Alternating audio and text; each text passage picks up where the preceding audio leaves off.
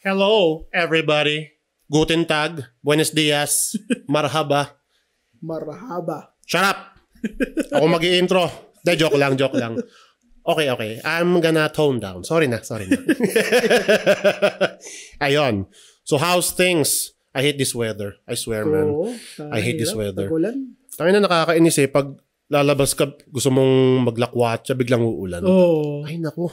Paulit-ulit. Tsaka yung feeling na malakas ang ulan tapos uwian na. Oo. Yung mag-struggle kang makasakay ng ng jeep pa uwi o kahit anong mode of transportation. Tapos malakas ang ulan, nakaka-irita yung feeling. Hindi lang siya nakaka-irita, nakakagalit na eh. Oo, nakaka-pick. Diba? Parang gusto mo na lang umuwi. Luging-lugi ka na nga sa transpo eh. Uulan pa. Tapos siksigan na.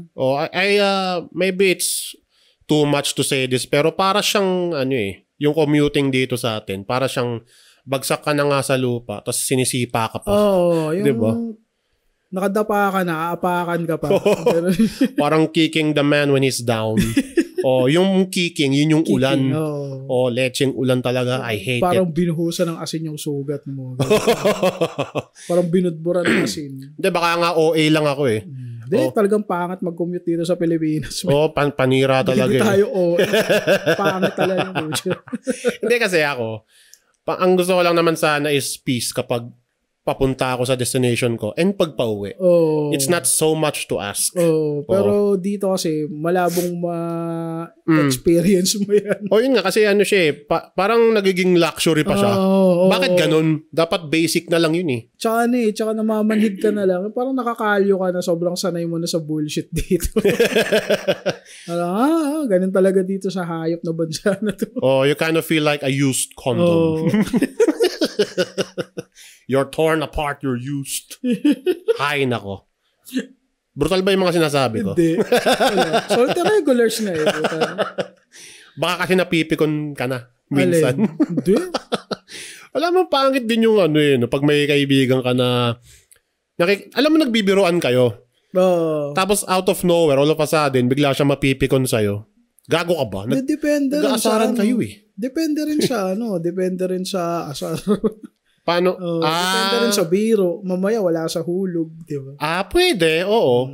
Di, ayoko lang minsan yung alam mo nagbibiroan kayo. Yung magka-level lang kayo ng joke. Hindi naman personal or anything. Tapos bigla siyang magagalit sa'yo. Tapos hindi ka nakakausapin. Ilan to? OA na yun. OA? May nangyaring ganun sa akin dati eh.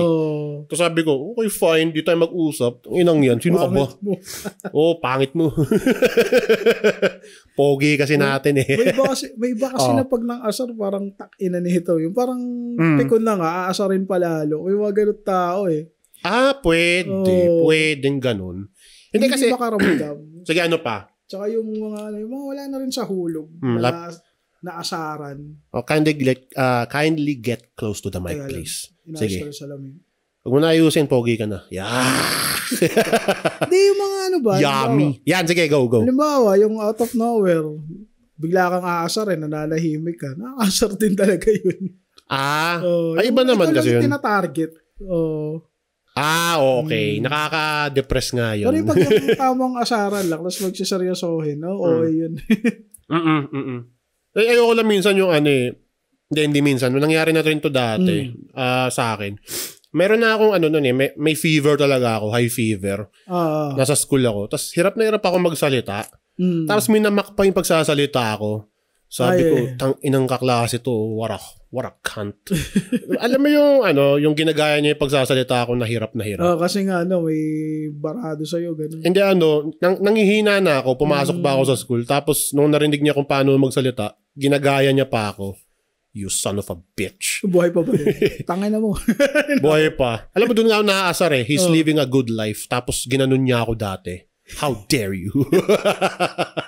Hindi, mali naman natin. Baka baog pala siya. Mali mo iniputan sa ulo. Baka isa na lang itlog niya. Hindi natin alam. Uy, malang isang itlog ng lalaki. 9 million yun. Nakita ko sana eh. Totoo ba yun? Baka joke-joke lang yun? Nakalagay 9 million daw eh. Parang talaga. 9 million pesos ang isang itlog? Oo. Tangina, dinodonor na ang testicles? Yan nga ang tanong no? Para saan mo gagamitin? Kasi once tinanggal mo yun, wala nang silbi yan Yun nga Hindi, baka joke lang yun. Baka joke. Kasi kung talagang legit na news yan, syempre, pag ikakalat na yan, edi ang daming yumamang lalaki. Wala nang pakinabang itlog ko. Wala akong maano. Pero pa mga ibang bobo yung, di ba, nag-hype yung iPhone 11. Basta pinaka-latest na iPhone. Tapos nagpo-post sila, may hawak silang iPhone, tapos kunyari may bandage sa tagiliran. Kasi daw binenta nila yung kidney nila, ganun. Mga tanga, sa likod kinukuha yung kidney. Hindi sa tagiliran. Tinanggal nyo dyan, appendix. Alam ko yung isang pinakawalang stupid. Napaka-stupid nung na yun, nung joke na yun. Well, hindi naman thought out hindi naman siya ni-research Nag-isipan sana muna. Pero yung pag ibenta mo yung liver mo, actually, dapat di mo gawin kasi luging-lugi ka afterwards. Mamamatay ka kaagad nun Hindi, manghihina ka lang. Pero, para kang less of a human Tsaka wala na kasi nag-filter sa katawan mo nun. Yun din. Kung anong kinakain mo, kung anong ini-intake mo. Oo, kaya nga, saan ba napanood yun? Sa Eyewitness ba yun? Basta, alam ko sa Channel 7 ko napanood yun back in the day. Ang nangyari kasi, may mga lalaki nagbenta ng liver nila for 50,000 pesos lang. Putang. At that time, maliit na rin yun Maliit sa kanila malaki yun. Sa kanila malaki yun. Pero at that time, maliit na yun actually para sa liver. Kasi life-saving organ yun Diba? Tapos ang magiging donor, mamayayamang tao na may sakit. Afford na. Diba sobrang lugi? Sobrang lugi. Sana nga millions Kahit paano justified pa Kahit mga 10 million Would you donate your dick? Oo nga. Wala kasama mo ako Ba't ko do-donate? Biglang i-bring up ko yan. May paggagamitan pa Ano yung kamay mo? Joke lang. That I don't ayaan mo na ako. Ayaan mo na ako sa mga ganung banat ko. Hindi, malay mo, mayroong ganong way ngayon i-donate mo yung etits mo, yung itlog. Siguro yung mga testicles mo. Ng tama. Pwede. Sa bagay, kasi may mga nagpapatanggal din ng nila ng penis nila yung mga hindi transgender Talagang ayaw lang nilang mayroon silang penis. Why? May problema sila, internal problem, kaya ganun. I mean, it's not my problem anymore. Katawan nila yan pero kasi pag may i-donate ka, make sure lang talaga na talagang well thought out na hindi mo siya gagamitin in the near future. Tsaka parang ang hirap ng gano'n, yung amputee ka. Parang may kulang sa'yo. Yun nga yung kanina, less of a human being ka na. Parang yung third leg mo tinanggal mo. Meron naman nagpapaputol ng mga limbs. Tsaka pag iihi ka, so lalabas yun sa ilong. O kaya pwede kang mag-donate ng dugo given na yan. Ano pa bang pwede i-donate? What if ever? Ay, yung mata. Pwede rin. Pero kasi alam ko hindi basta-basta yun Alam ko yung mga ganyan, bawa may insurance ka. Pag namatay ka, matik yan okay. I-issuean ka ng ID. Na do-donate mo lahat ng organs mo pag nawala ka. Parang ganun. Ay, tama. As long as consensual. Tsaka may pirma mo, may blessing mo. Parang ganun yun Parang isa-salvage yung katawan mo. Tapos pwede ba tong mata niya? Ay, pwede ba tong puso niya? Parang ganun. Siguro nga. Tama. Kasi may buti na bring up natin to. Kasi kanina lang, before ka dumating, may pinapanood akong documentary. Kasi ang tagal mo dumating. Sorry. Maulan natapos ko na wala ka pa rin. Maulan yun. So, ang kwento kasi nun, siya, basically, family sila na merong funeral business. Meron silang funeral business, may crematorium. Yung anak nila na lalaki, siya ay nagpatakbo ng crematorium. Okay. Noong una okay pa pero may naisip kasi siyang tactic para mas kumita pa sila.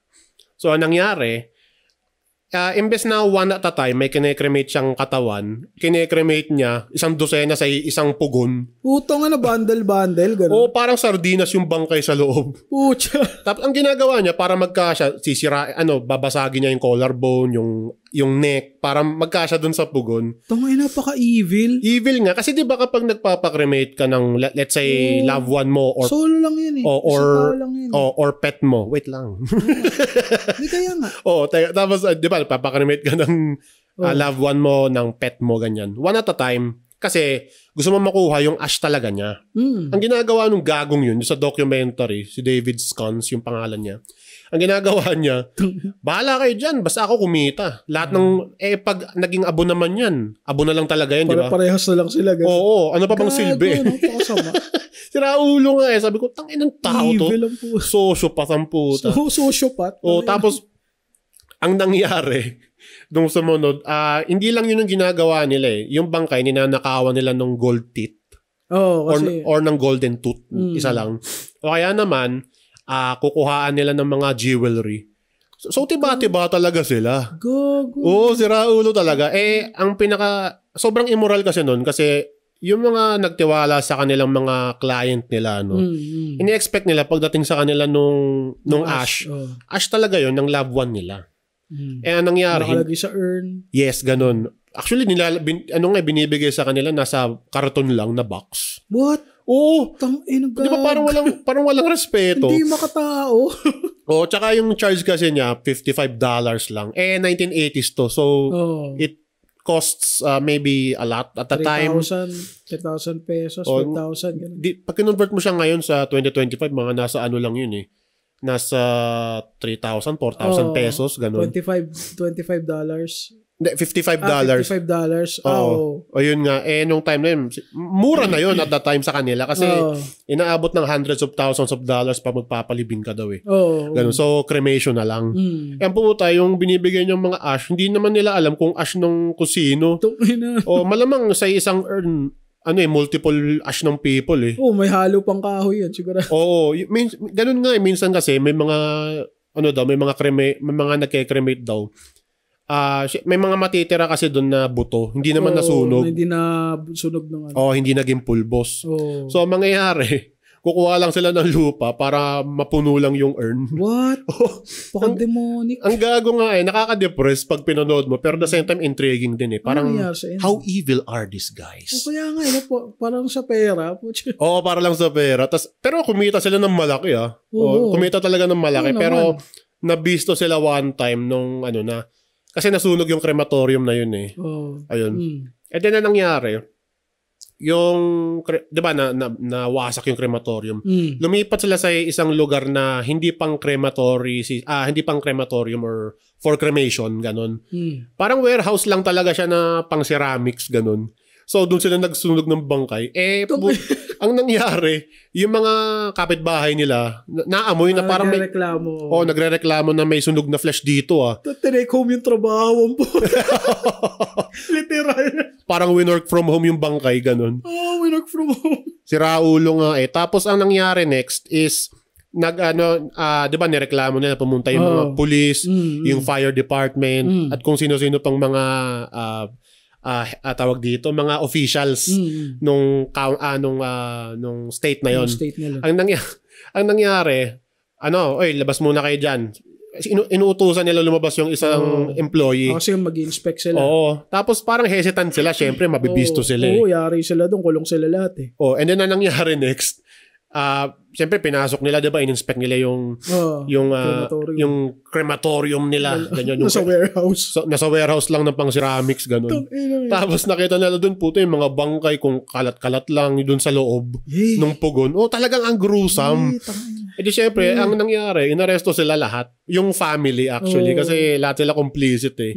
And then yung mismong anak na nagpapatakbo ng crematorium na yun, gangster din yung approach niya kasi kapag may mayroong nagiging nosy sa kanya na competition niya sa funeral business, sa funeral industry, anong nangyari, parang pinapatumba niya. Pinapagulpi niya dun sa mga henchman niya. Yung mga henchman niya, bali doon. Empleyado din niya. Empleyado niya, mga driver niya, taga-buhat. Basically, mga logistical people. Sabi ko, ang wild ng kwento na to, king ina. Parang parang nung una, parang, grabe trip niya. Tapos lumalala siya ng lumalala. Rin siya, may mga pinapatay siyang tao na tingin niya undesirable. Ang gago talaga ng kwento.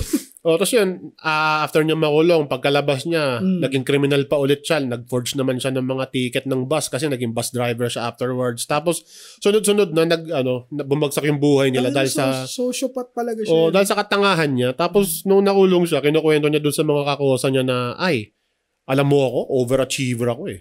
Ang dami ko nga pinatumba nung nasa labas pa ako eh. Ganun. Tayo na balik. Yung hindi nadagdagan yung kaso niya. Tanga nga eh, kasi kinakwentuhan niya, criminal din, snitch din yun. Tapos yung mga employee niya, inisnitch din siya kasi nakakatakot siyang tao. Ganun. Mas meron siyang nilason, meron siyang binitin ng yung binigti niya na dati niyang employee kasi tingin niya kakanta. Ang wild talaga, sobra. Ano nga, nagulat nga yan. Ano yung title nun? The Mortician. The Mortician. Sa HBO. Ang nangyari kasi dun, parang tinanggap na lang niya na ganun talaga siya. Parang, Ano nangyari na siya? Criminal ako ganun. Ano sa pamilya niya? Hiniwalayan siya. Talaga nag-cut ng tie sa kanya. Oo. Kasi pahama ka eh. Gusto namin ng normal na hanap buhay. As if he's dead. Oo, talaga. Ang wild ng ina talaga. Ang wild na malungkot. Hindi kasi hindi mo rin i-expect na kahit sa funeral industry may yung parang... Tangan may sindikato dyan. Ganun eh. Ganun nga eh. Di ba nga, may mga cases din sa abroad. Actually, dito rin nangyayari to eh. Yung may mga necrophilic people. Yung araw sa bangkay. Kadiri. Tanginang yan. Ang loser mo wala kang kwentang tao pag ginawa mo yun. Yung kapag ginalaw mo yung... ng bangkay, pag nanggalaw ka. Hindi ka tao, gag. Gagi, demonyo ka nun. Hindi pa ka masyok pa yung demonyo sa'yo eh. Ano ginawa mo? Inang to, demonyo. Demonyo pala ako, gag. Yun nga. Kasi parang tingin ko yun yung mga loser na lalaki na, hindi finally. Hindi kaya pag-interact sa nabubuhay. Kaya nakikipag-interact sa mga namatay na. Kasi may mga... Hindi naman nalalaban daw yun eh. Yun nga rape pa rin yun. Gago ka ba? Dirt joke. Assault siya sa... Sexually assaulting a corpse. Is so dirty. It's so beyond evil. You're scum if you do that. Mas malalim pa sa impyerno. May mas malalim pa ba sa impyerno? Doon sila dapat May isa pang layer sa pinakailalim doon sila nararapat. Ang sagwa, tangina. Tsaka imagine mo nung may amoy na yun, may formalin na yun. The fuck na na yan parang vessel na lang yan di ba? Hindi na siya humihinga Nag-iinteresan mo pa, tangina ka, diri ka. Siya kasi parang gusto lang, para siyang getting away with murder. Yung parang hindi naman na ito lalaban, patay na to matangina mo. Pero nauhuli sila kasi sila parang akala nila, di ba, syempre hindi lang naman isang tao yung nag-embalm. Marami pa sila. Minsan nauhuli ng coworker. Minsan may papasok na employee doon sa pinag-embalman na area, na room. Tapos lalabas, pawisan. Anong ginawa mo sa loob? May aircon din dun alam ko Di pwedeng mainitan yung mga ganun lugar kasi diba? May corpse dun bakit ka lalabas ng pawisan? May ginawa ka sa bangkay. Gago, no? Kadiri. Nakakita ka na ba ng mga ina-embalm na video dati? Ayoko, di ba? Ako nakakita ko yung tinatanggal yung utak. Wow. May napanood ako sa sa Studio 23 yan yung iniwan dito. Yung sa dibdib? Mga ganun lang. Parang, ayun pala tsura ng taba. Yun nga, kadiri. Tagina talaga. Ayoko na pa naman. Hindi kasi kapag ganyan minsan, iisipin mo, ano kayang nagtulak sa kanilang gawin yan? Maliban sa pagiging loser nila, di ba? Yung mga nag-SA ng bangkay. Kasi may mga bangkay, syempre, may mga magagandang tao na namatay na nandun. Pero na yun Kaya nga tsaka dito ako nagtatakay, hindi ba naninigas yung nun, yung vagina nun, if ever? Yung parang... Di ko alam I'm really asking here. Di ko ni-research. Di ko rin alam Di ba? Pero Why? Kakasuka. Pag na-imagine mo palang gago ang puta. Parang kumain ng tae. Madiri. Tsaka hindi ba sila na parang nadudumihan sa sarili nila nun? May sayad sila di ba? Yata sa utak ko yun people are messed up. Human being. Baka nga surface level pa lang tong pinag-usapan natin We just don't know yet. Anyway. Parang nagginawa na rin contraband yung mga bangkay ng Vietnam War. Sino ba to? Yung American gangster. American Gangster. Ay, nakalimutan ko pangalan niya Yung movie ni Denzel. Search natin. Si Frank Pedohan. Hindi Basta yung ginagawa niya, yung mga bangkay ng dead American soldiers, sinasaksakan niya ng drugs. Oo, parang ginagawa niya kontrabando. Parang ginagawa nga niyang vessel. Kasi hindi naman siya gagalawin Bangkay ng soldier yun Oo nga no. May ganun nga. May pagkontrata siya sa mga local doon sa Vietnam. Parang ganun yung style niya ng Tangina, may total disregard ka lang sa buhay ng tao pag ganun Tsaka tingin mo lang sa kanila gamit. Tingin mo sa kanila disposable lang. Sociopath ka po. You're a demon. Ano yun? American Gangster, di ba? American Gangster. Pangalan ni dito? Pangalan ni Denzel. Let's see. Parang ganun yung style niya Hold on. Frank Lucas. Yun. Tama. Naalala ko. Naalala ko to. Binaril niya si Idris Elba. Ang angas ng scene na yun yung sa broad daylight. Nasa may tindahan sila. Tapos binaril niya sa mukha si Idris Elba. Angas Tinotont pa siya. Gagawin, babarilin mo ako? Babarilin mo. Boom! You can't shoot me. Parang ganon. Anyway, nakakatawa tong mga mga gumagawa ng content na dapat pinag-usapan natin to last time We just forgot to bring it up. Yung mga mga provocative content, tapos kapag maraming nagalit sa kanila, ang sasabihin nila dun sa comment section, ang hirap mo namang pasayahin. Ang abnormal, puta. Yung nakikita kong ganyan ngayon, yung mga Shano sa ibang bansa. Oo. Yung mga dudong, nag-interview ng foreigner, tapos, would you date Filipino guy? Tapos, ina mo, kadiri ka. Trabaho ka dyan, pre. Hindi, halatang halata mo yung insecurity. Ay, parang, guys, tignan nyo guys, mag-interview ako ng foreigner guys. Ina mo, trabaho ka dyan, puta. Yun nga Nakakahiya kaya? Ang feeling ko nakakahiya. Hindi, oo, nakakahiya yun kasi para kang attention seeking na hindi maintindihan. Meron pa yung chef na yung binibidyoan niya yung katrabaho ng babae na foreigner. Excuse me. Ginagawa niya ng romantic na background music. Tapos makikita mo dun sa video yung foreigner na awkward sa kanya. Tapos parang, dude, magtrabaho ka na lang dyan. Ba't gumagawa ka ng ganyan? Oo nga, hindi kasi alam mo naman dito, parang very appreciative sa ibang lahi Ganun Hindi, ang dating niya creep puta. Oo, it comes across as a creep. So, ang nakakatawa, ang dami nagko-comment dun, bagay kayo, Lods. Pwede kayo, Lods. Pag hindi mo naging jowa, yan, Lods. Yan palo kita, Lods. Putang ina nyo, mga bobo. Nakadiri kayong lahat. Ganun talaga pakaramdam ko. Nakakahiya kayo, sa totoo lang. Frank, ang hirap mo namang pasayahin. Mababaw lang ang kaligayahan ko. Galit lang ako sa cringe content talaga. Oo, hindi, nga. Tsaka pilit. Yun nga, tsaka sasabihin nila sa mga Pilipinong lalaki, mga masyado kayong choosy.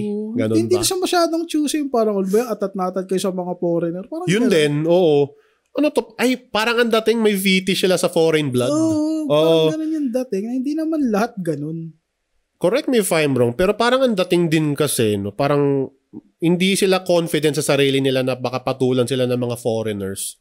Kaya parang pinoprovoke nila yung idea parang hina-hostage nila gamit camera. Oo. Tapos syempre, pag nagkamali ng sabi yung foreigner, ang dating magiging racist. Oo. Diba? Na-cover pala natin to last time. Kaya nakakahiya kayong lahat. Because it doesn't change, we're gonna cover it again. Nakakahiya kayo. Puta na. Trabaho na lang kayo dyan, mga Lods. Itawag nila, Lods. Malupit pa nun, puta, mga OFW yun Oo. Diba? Parang, ano ba yung purpose mo dyan? Diba?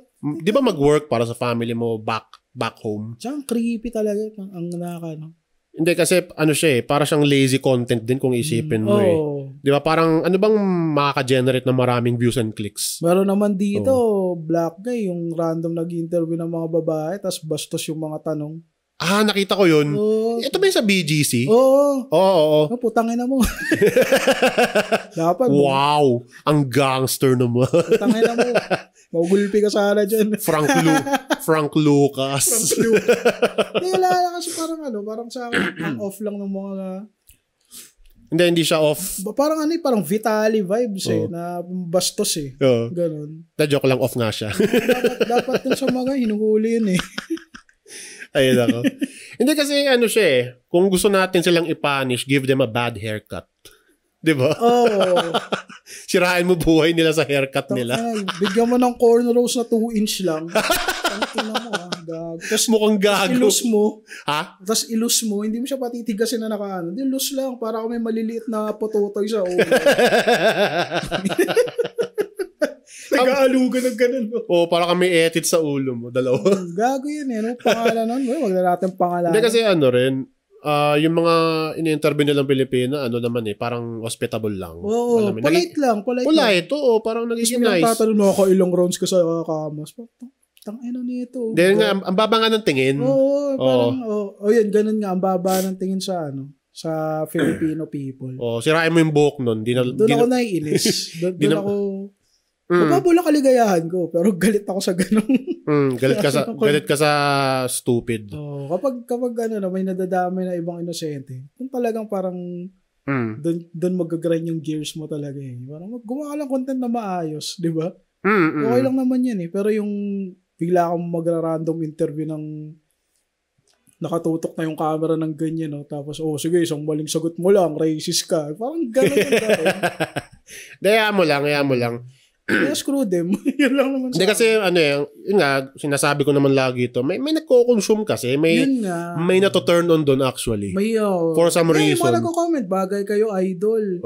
Unfollow kita pag di mo naging juwa, yan anong name niya? May ganun pang comment niya. Yung niya. Anong name nyo? Bobo. I hate it so much. Bao ng trip nyo. Have you been noticing, ito pala since we're talking about this shit again, have you been noticing kasi meron tinatawag na hoe face. Ano hoe face? Hoe face. Ibig sabihin kaladkarin ka na, ito nga ang pangit eh. Face, P-H-A-S. Hindi P-H-A-S-E, face. Face mo sa buhay. Kumbaga may hoe face yung babae. Ganun. And di ko alam kung kailan nagsimula yan kung trend ba yan or it's just human nature, a thing. Pero kasi, marami daw napapansin yung mga lalaki na meron sila nakakarelasyon na hoe face pa lang. Parang kahit sino, sige, dadamihan ko yung body count ko. Tapos pagtanda ko... That's Gen Z stuff. Tingin ko nga Tapos pagtanda nila, tingin nila mababa na yung value nila. Gusto nila tanggapin mo pa rin sila kahit nakamaraming lalaki na sila sa buhay nila. So parang ang dating, are we supposed to choke on this? Ganun ba? Are we supposed to just eat the cost of it? Vice versa. May mga lalaki rin namang whole face Oo. May mga lalaking pokpok. Oo. Meron din. Kaya nga parang one-sided nung ganung komentary. Napaka one-sided. Parang yung lalaki naman, parang namang napakalinis mo naman. Oo nga oo.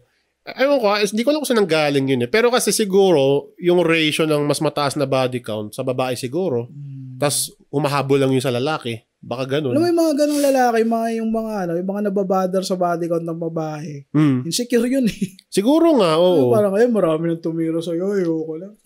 Sa akin, walang mali doon Wala ba? Walang mali doon na magmahal ka ng babaeng may ganong pa siya. Ina si Frank Loverboy. Hindi, sige, explain mo. Sige, yung take mo. Sige, weigh in. Titikok na lang naman yung puso mo Pag naramdaman mo yun na yun Ba't mo ba? Tsaka sexual pass niya yun, wala ka na doon. Hindi mo na problema yun. Hindi, ito kasi ang point nila, Dan. Bakit nakamaraming lalaki ka? Diba? It's either sobrang landi mo, yun ang dating sabi It's either sobrang landi mo, talagang pakangkang ka lang. Yun yung dating kasi, hindi siya yung nagkamali lang sa isang lalaki, tapos nagkamali ulit dun sa susunod. Dito nga papasok yung sinasabi lang double standards. Pag yung lalaki ba maraming kinantot, pogi niya, gano'n. Diba? Sorry. Balik. Baka nag-clip ako. Ayun nga, tama. Yun nga, double standards lang yung tingin ko. Double standards lang yun. Parang... wala ka naman nung time na yun na nakipag-ano siya sa iba Parang gusto niya tumino. Ano pong masama kung mag-sit ng second chance, diba? Tingin ko nga nung nakita ko yung yung post na yun, siguro lang to, parang... Gen Z stuff lang. Parang perfectionist, para siyang idealistic point of view. Baka ganun lang siya. Parang yung ibang mindset ng malalaki na, ako nakauna dyan, yung pogi ko talaga. Na-virgin ako. Tapos, after... Tangina mo, kiss and tell ka rin no? Diba? Gago. Para siyang Anong dapat ipagmalaki dun? Hindi, ano nga siya, para siyang big dick energy. Oo, ganun ka ba ka-insecure na puta naghahanap ka ng ganun para ikaw yung makauna? Sarap kalbuhin no? Hindi. Sa akin kasi pagdating sa estado ng love, titibok na lang yung puso. Alam mo naman ng tao, nagiging tanga kapag na-in love eh. Wala na silang pake sa pass mo. Di, alam mo, according nga daw sa psychology, kapag na-in love daw ang tao, nagiging tanga. Totoo yan. Totoo yan. Kaya ako ma-in love baka maging tanga ako Magmumukha kang tanga, hindi mo nakilala sarili mo. Di ako ganito, yung ganun ka. Ikaw in love ka, tapos siya, tinitikman ng iba. Di ba ang unfair? Oy, totoo yun, di ba? In love ka, tapos meron na pala siyang, di ba, kajugjugan. Wawa ka naman. Pag gano'n, tumistansya ka na lang. Pag nalaman mo, self-respect na lang Bigla ka na lang mawala. Ganun. Hindi, para kang para kang in a way cocked. Pero not really. Parang Ikaw, marami kaya tang masishare tungkol sa Frank sa relationships. Ano bang mag-ibigay mo? Kakaririn natin yung last time. Ikaw si... Palop na rin tayo ng caller. Ikaw si Love Idol. Yung pala yun. Hindi ko naman sinasabing expert sa mga ganyan. Tama ba yung kay Papa Jack yung the letter. Yung ba yun? Nakalimutan ko i-bring up last time Papa Jack! The letter. Hanggang mabasa. We can talk about that sometime. So, next time. Parang last episode yan na cover natin. Anyway, hindi kasi yun nga, big dick energy kasi yung mga ganong lalaki. Parang, siguro from the start, parang tingin nila tawag dito? Nakakapag-inflate ng ego nila, ng machismo nila, parang na-energize. Ganun. Ibig sabihin, hindi ka talaga in love. Gusto mo, ka lang, insecure ka lang. Gusto mo lang patunayan sa sarili mo. Tsaka yung ganun, alam ko, hollow yun Kasi pag nagmahal ka talaga, titibok na. Tangin na si Frank Lover Boy. Yun lang sa akin, bahala na kayo dyan. Shit. Lover Boys. Ewan ko kung maayos ka mag-isip. Wala ka nang pakialam sa nakaraan yan. Hindi, yun nga. Parang tingin nila, siya, parang whole face ng mga babae. Ganyan. May whole face din naman ng mga lalaki. Oo nga may lalaki din pokpok. Okay. Kaya ka may term na fuckboy. Exactly. Fuckboy. Lalaki may tulo. May kwentong, alam ko hindi ka naman nagkaganon. Hindi. Pero, tanga na grab. Di ba ko naman. Kwento mo nga dito yung isa mong... Ano naman tanginan to Hindi! Hindi tungkol sa'yo. Alin? Di ba meron ka naging kasama sa work na puta. na nagkatulo? Na-addict sa kung hindi, sige. Okay lang, sige. Kung hindi mo, Hindi, kung hindi mo feel ikwento, wag mo na ikwento. Nakawawa naman. Hindi, yun nga, Pero may cowork ako dati na addict sa spawl sa biktima ng hold upper. Yun, oo. Doon sa hotel siya in-hold up, gago. Hindi siya nagbusisi. Baka Cubao yun. Ingat kayo sa mga dyan. Kasi siya, utog na. Yung kawork mo na yun dati. Parang na-addict siya, parang kada sahod. Ganun. Ay, iba na yun, gagi. Ganun. Parang pangit naman nun. Hindi ko siya nakikita ngayon. Parang nagtrabaho ka lang para lang makadali. Parang may budget siya para gumanon. Oo nga Tapos sa mga ganun lugar pa. Budget meal daw muna siya. Budget meal, may tulo. Ew. Tsaka may mga story ng tulo talaga, nakakatakot. Sobrang update daw. Tapos ayaw mangyari sa akin. Ay, hindi. Hindi, tsaka siya Hindi, seryoso to I'm being serious. Talagang nightmare daw talaga siya. Tingin mo katapusan mo ng ng edits mo. Parang pwede putulin nyo na lang to. Parang ganun daw. Oo, may ganung kwento. May nakakatakot Kaya, ayun nga, stay protected. Wear a sock. Dito sa Salty Regulars, we promote sex education. We promote proper sex education. And we have an instructor. Baka nagagalit ka na. Di ba? Anyway, tangin namin ang lala na ng sipon ko. Sorry kapag naririnig nyo akong dumadahak. Sumisingot. Di ako dumadahak. Nag-fix lang ako ng boses. Hindi, tag-ulan na kasi. Hindi, grabe nung nakatutok kasi ako sa electric pan Bigla na lang biglang naramdaman ko yung ilong ko, nalulunod na. Sabi ko, hala, gago. Tapos talagang runny, men, stuff. Sa likod Sa likod na katutok. Talagang runny, no? So, ubos na yung tissue ko. Wala talaga, Mukha na akong tanga kasi sinusuksok ko na yung tissue sa ilong ko. Vitamins. Nagba-vitamins nga ako, walang talab eh. I'm gonna die. Di pwede, gago. Pag bawa prank, wala na ako. Sinong papalit mo sa akin? Wala. Disband na to. Disband to. Kung wala ako, wala ka. Wala starter ng topic eh. Hindi kasi nga mas talkative nga daw ako eh. Ganun nga daw yung natin, yung kumbaga tandem natin. Ako yung don't take this the wrong way. Ako kasi yung parang brainy na maraming sinasabi. Ikaw yung starter. Ikaw yung opinionated guy. Tama nga na lang ako.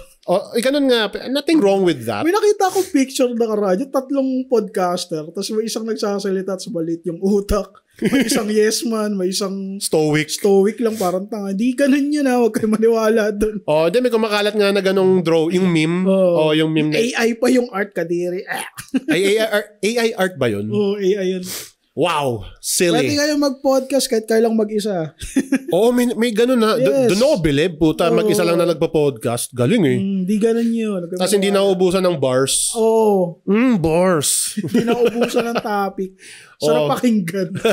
Hindi kasi siya eh, parang, kumbaga parang, mag-work siya yung one-man podcast kapag ka talaga, marami kang opinion. Tsaka nagre-research ka ng tama. And kapag passionate ka sa gusto mong pag-usapan. Tsaka, hindi kayo nag-interview ng MCs. ng rapper. Ng mga rapper na nagkikwentong barbero. Anyway, change topic nga muna tayo saglit. Baka lumalim eh. Baka sabihin, basher tayo. As if naman they care. Ay, nako. Ito, pre. Gusto ko nga mag-care sila eh.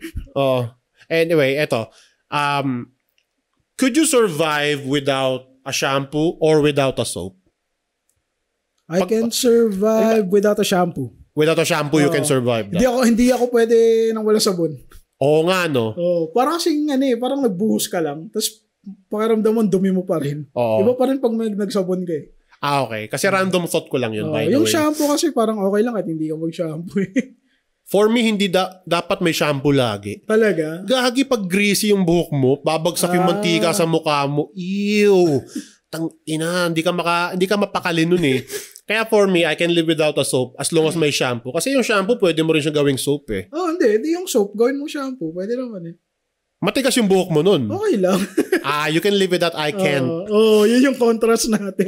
What are the things you can't live without? Food. Obviously. Then, ano pa ba? Toothpaste. Hindi ko kayang isang araw na hindi nagtutoothbrush tama na yun. Na-try mo bang hindi mag-toothbrush ng 2 araw? Hindi. Yung talagang wala ka lang choice, di ka lang makapag-toothbrush. Hindi kaya. Wala gagi, mumug ka lang talaga nun. Tapos I can't live without actually addict ako. Di ko kaya na walang soft drinks. Yan ang bawasan mo. Kasi men. Pag pa-40 ka na, sisingiling ka niyan. Nga. Tingin ko nga, may diabetes na ako. Hindi kasi, nagigising ako dun. Pero kung ginagawa ko, after ko mag-soft drinks, tubig. Marami ako magtubig Hindi, mag-ano ka na lang. Magtubig ka na lang ng magtubig. Hindi, gusto ko may lasa eh. Okay. Hindi, alam ko mali yun na. Hindi ko siya ine-endorse. It's wrong. Kasi inaalis ko na yung soft drinks sa sistema ko eh. Actually, yun parang pumapayat ka nga eh. Hindi, naka-block lang ako. Optical illusion. Hindi, pinabawasan ko na yung soft drinks. Okay. Bakit pag lumalabas tayo, minsan nagsa-soft drinks ka pa rin? Pag lumalabas? Pag makikita-kita tayo, ganyan. Doon lang naman. Pero pag yung araw-araw kasi parang di. So, it's a cheat day? Lagi ako may baon na tubig. Okay. Sige. Parang palusot yung dating sa akin yun Okay lang yan, pero bawasan mo na lang. Parang paunti-unti. Di mo naman kayang alisin niya ng isang beses eh. Ayoko na mag-soft drinks tapos hindi tingin ko cravings mo kalaban mo dyan. Tingin ko nga cravings na to eh. Hindi, actually aware naman ako na parang napapasobra ako. Kaya nga dinadamihan ko yung tubig eh. Tama yun, okay din. Kaya siguro uhawin ako. Panay nga inom ko, di ba? And speaking of painom nga ako saglit. Salita ka muna dyan. Pag madalas ka uhawin, pa-diabetes ka nun, kandidato ka na nun. Tapos naihita mong madaling araw? Hindi ako naiihi na madaling araw. Okay. Hindi naman. Okay. Pero yung uhawin ka, yun na yun. Hindi, pag uminom lang ng soft drinks o kaya kape, ayan, puta, uhawin ako niyan. Uhawin ka. Tapos parang tuyo lalamunan. Gawa nung yun nung sugar. Ayun ako. Siguro nga bawasan ko na yung sugar at saka yung yung soft drinks. Even though I can't live without it right now. Kung magising, drugs ka. Ha, ano? Mag-drugs ka. Gusto mo magising. Gago to. Mas malala yung advice mo. Gago to. Sama na ugali. Tang-inan to. Tang-ina talagi. Gago to si Frankie. Anyway, pre. Hingin ko nga opinion mo dito. Ano bang tingin mo sa manspreading? Is it a virus, an evil phenomena? What is it? Paano manspreading? Manspreading sa public places, public vehicles. It's ganyan. A form of stupidity. It's a form of stupidity that small-brained people make. Putang inang. Alam mo, nung una ako naka-witness ng manspread, katabi ko pa, gusto ko suntukin yung itlog niya. Yung aabutin kong ganyan. Hindi, kaya masarap yan. Elbow. Ayun, kapag may nagmamanspread, may los-los ka bang gago ka? Oo. Hindi, nakakainis kasi yung iba daw, ang katwiran nila, kasi malaki daw itlog nila, ganyan. Kaya nagmamanspread. Pero yung iba talaga, kupal lang. Gusto lang nila sakupin yung space. Naisip ko lagi sa ganyan, suntukin ko kaya itlog nito. Kasi naka-cellphone pang ganyan sa jeep. Oo, nagsi-cellphone. Tapos tinutulak ko yan. Tinutulak ko yung pang-ina mo. May ginawa nga ako dati, nung biglang nag-break yung jeep. Inipit ko talaga yung leg niya. Ayun, hindi na siya nag-manspread. Tangina ka. Sa akin yun, pag nararamdaman ko na pepuwersa, ginaganon ko. Titignan ko siya, bakit? Hindi kasi yung ibang palusot na lalaki, dog shit Parang simpleng decency lang naman. Oo nga pag uwi mo sa bahay, sige, magbubuyang-yang ka dyan, diba? Pero pag nasa public transport ka, be considerate na lang. Hindi naman kailangan maging parallel yung itlog mo sa lahat ng oras Minsan okay lang na elevated yung isa. Kasalanan ko ba may lus-lus kang gago? Kaya nga, pag may nagmamanspread, tadyakan nyo sa itlog. Suntokin nyo sa bayag. Suntokin mo, Regardless sa gender. Tang-ina mo, kuya. Kasabay ako last time Kasabay ako last time ano kasi siya Butch. Okay. Ang lakas din mag-manspread. Talagang bang, ganun. Tangina nagmamanspread, tibo? Hindi, siguro. Parang may kalakihan okay. Sige. Alam ko na. Nakakasar lang. Pero nagtimpi na lang ako. Ay, iba na yun. Pero tinulak ko pa rin yung tuhod niya. Tinitigan ko pa. Problema ka, Brad. O kaya, basain mo ng tuhod. Hindi tinatablo. Talagang gaganon din niya talaga puta, mas lalaki pa siya sa'yo. Wala ka pala Tong inan to. Yung ko na nga magsalita. Hindi, wala namang bakit? May na-open ba doon sa ganon? Pinapoint out lang natin yung obvious Kaya nga. Well, baka... Gusto ko sana sabihin as if namang may... Oo nga Never mind. May ano ka ba? Baka buka ka. Parang may... Para may titi ka rin May junk ka rin ba? Kuha mo talaga. Hindi pagiging kupal yun. Pinapoint out mo lang na may mali siya. Yun lang yun. And minsan, ad hominem na yun. Pero yun nga. Gusto ko sana. Kala mo talaga. Just wanted to make the point. Ganun lang yun. Hindi lang lalaki. Parang yun yung gusto ko sabihin. O kaya yung mga rin, sa babae naman, sasabihin nila, chivalry is dead, wala nagpapaupo sa akin. Bakit? Porque babae ka, kailangan paupuin ka. Sa lahat siksikan na, ba't nakikisiksik ka pa? Yun nga.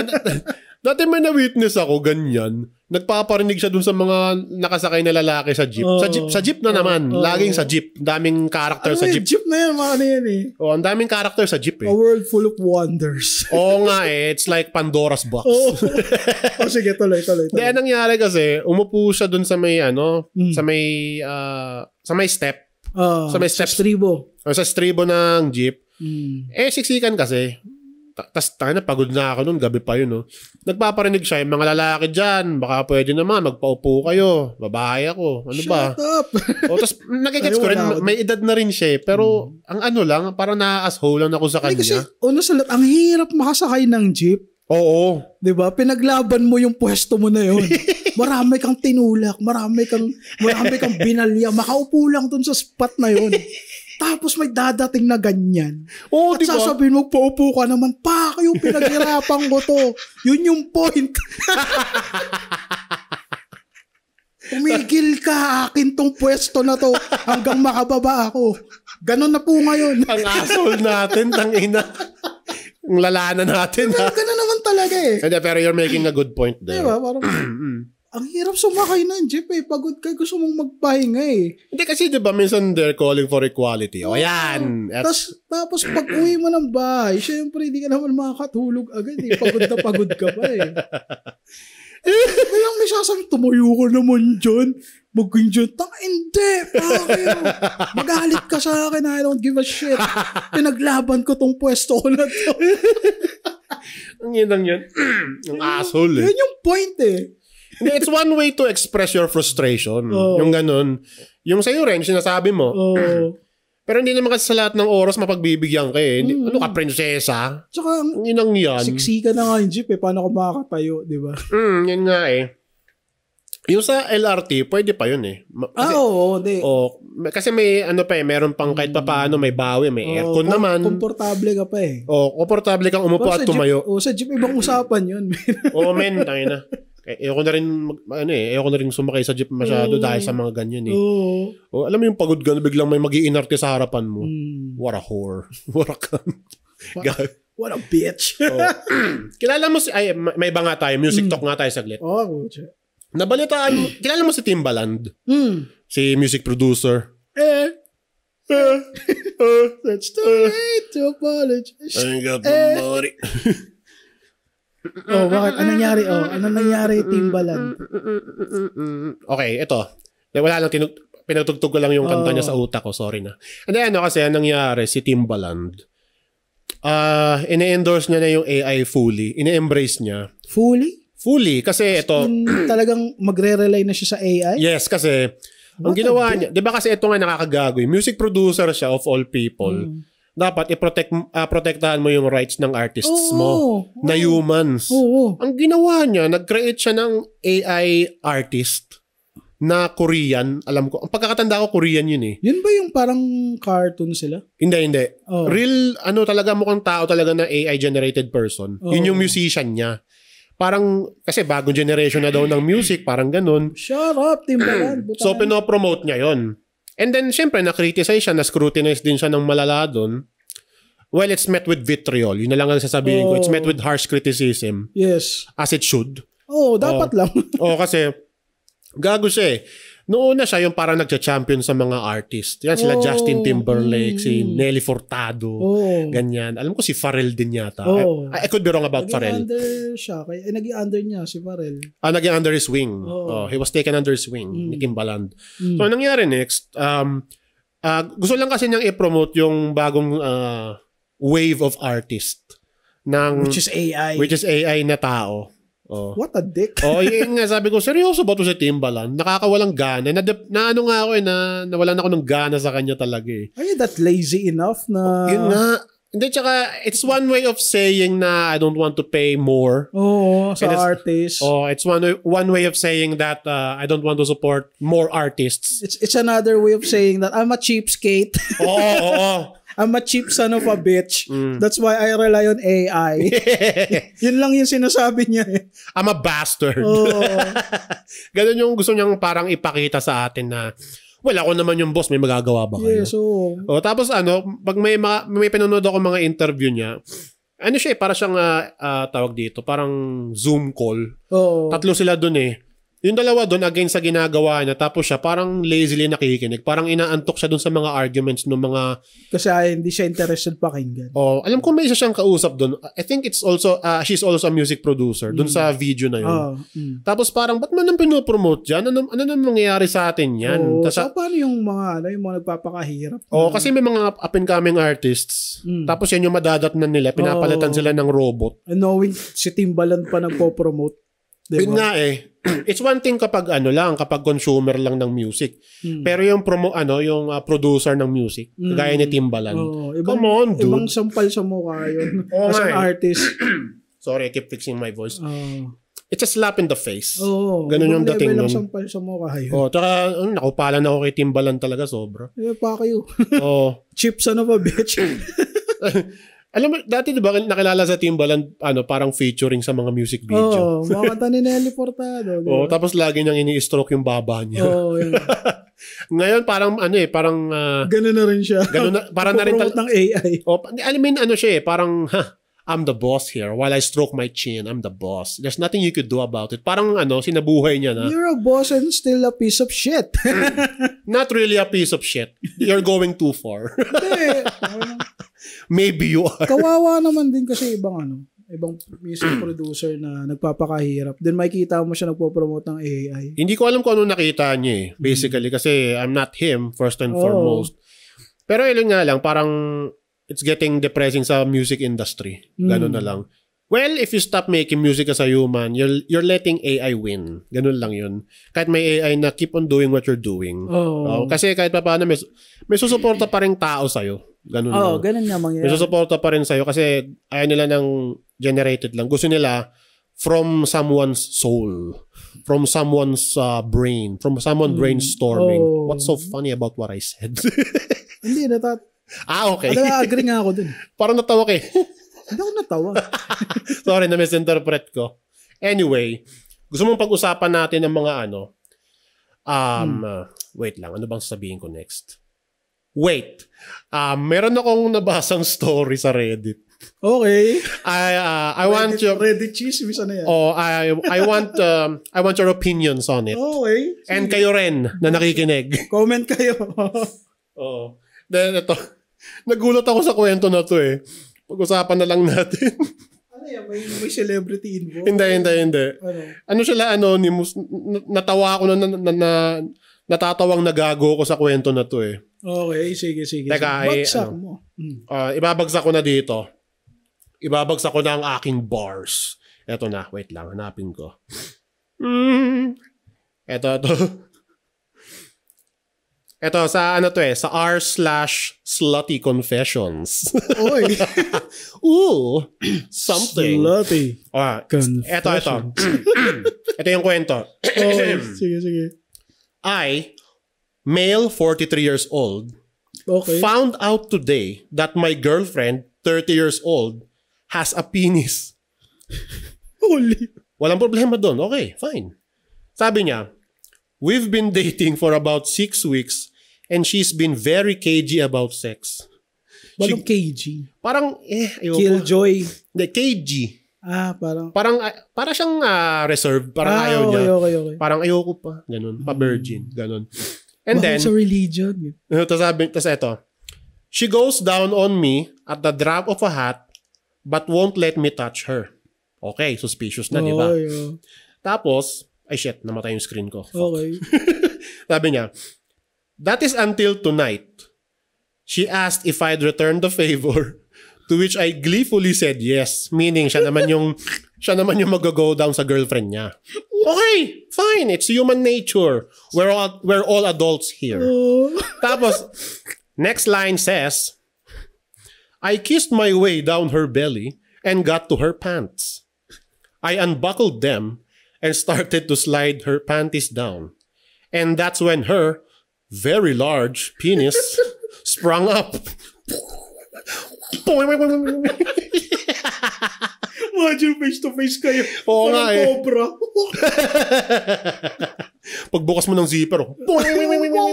May sound effects pa. May spring. Parang comedic sound effects Parang slapstick. And then, I was taken aback. And I looked up and she was covering her face in embarrassment of, okay, fine. She said, I didn't have to do it if I did not want to. At that, I took a deep breath and took her into my mouth. Tangina. Holy shit. I'm losing it, man. Ang masasabi ko lang ay, holy shit! Ito ba? Damn! Ito he's a male, 43 years old. Ito sabi niya next, I've never given a blowjob before, so I had no idea what I was doing. Apparently, I was decent because she was moaning. So, okay lang daw siya sa pag-blowjob sa girlfriend niya. O sige. I could feel her starting to tense and she tried to push me away. But I held her in place and let her come in my mouth. Holy smokes! Putang ina. Tayo na ngayon binabasa ko to for the second time. Natatawa pa rin ako. Na-enjoy niya, man. Oo, man. Tapos, as she relaxed, she was shocked that I swallowed. Meaning, nag-gum yung girlfriend niya sa bibig niya. Nilunok niya. What a slut. Bro slut. Bro slut. Tapos, sabi niya next, I've always considered myself straight, but I can't get over the fact that A, I gave a blowjob, B, to a woman that I really like. Okay. And C, swallowed. And D, it really turned me on. Okay, you are definitely gay. There's nothing wrong about that. We're going out again tonight and I'm not gonna lie. I look forward niya yun. I'm totally prepared to suck her dick again. Holy shit. Ayoko na, gago. First of all, congrats kasi nagmamahalan kayo. Oo. Pero... Tangina. Nawala nawala nga yung focus ko. Hindi, I mean, first of all, there's nothing wrong with the relationship. Fine, we're living in modern times. Pero kasi nakakagago dito, todo defense siya na, hindi ako gay straight ako pero nagustuhan mo yung pagsak and paglunok nung tamod ng girlfriend mo na trans. Acceptance na lang. Oo, man. Ayoko na kasi nasabi, acceptance is the key. Yes. Nakakagago dito, tangina parang, di ako bading pero nagustuhan ko yung pagsupa Ganun yung dating kasi nun Kasi basically lalaki yung girlfriend niya Biological, Biologically, lalaki Nag-decide lang maging di nga trans kasi hindi naman niya tinanggal yun oo, hindi kasi may mga nag-acknowledge na cross-dresser lang siya na hindi, tingin ko dito ang lalaki. Ito ang interpretation ko dito, mukha talaga babae. Oo. Pero kasi na-in-love siya Oo, tapos unang kasing level Oo. First step ng pag na-in-love ka, physical attraction. Tsaka pangalawa, understanding. Dito, sila, tingin ko naman, they love each other and shit and whatnot. Pero, ang dating kasi sa akin, jopokla. Pero gusto ko yung titi. Pinakala. Oo, tanggapin mo. Bakit ka in denial? Pre, pagubad ko ng panty, lumapas yung titi.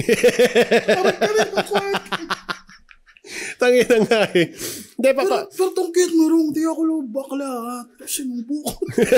Parang ganun Di ako bakla, pero sinubo ko Gusto ko siya Wala namang problema doon. Fine, it's your mouth. May next time pa nga Excited na nga ako Pero di ako bakla, pre Di ako. Parang ganun. Tangina yung last line Nilook forward niya na kasi. I'm not gonna lie, I'm willing to suck her dick again. Gago. Inamin mo na nga na bading ka rin at wala namang masama doon. Acceptance. Oo, nagmamahalang kayo at saka acceptance na lang. Siguro may nag-hold back sa kanya kasi alam niyo sa bansa na to, it's more on tolerate than acceptance. Actually, hindi lang dito Sa iba't ibang parte ng mundo, actually. Hindi naman siya totally accepted, pero tolerated. Tinatolerate. There's nothing wrong with that. Fine. Nakakatawa lang. Ang hilarious lang talaga nung pagkakasabi niya Ang kulit lang ng storya nila wala Yung nga tinatawag nilang slutty confessions. Slutty. Dapat meron sa podcast ating mga ganyan Slutty. Siguro confessions. Slutty. Confessions. Tanga na teleradyo nighttime radio Ang storya na to ay galing kay Frank sa Reddit. Sa Reddit lang lagi yung source natin ng mga storya. Nandun yung mga pinaka-weird Hindi siguro every once in a while gawin natin to. Magsa-story reading ako dito.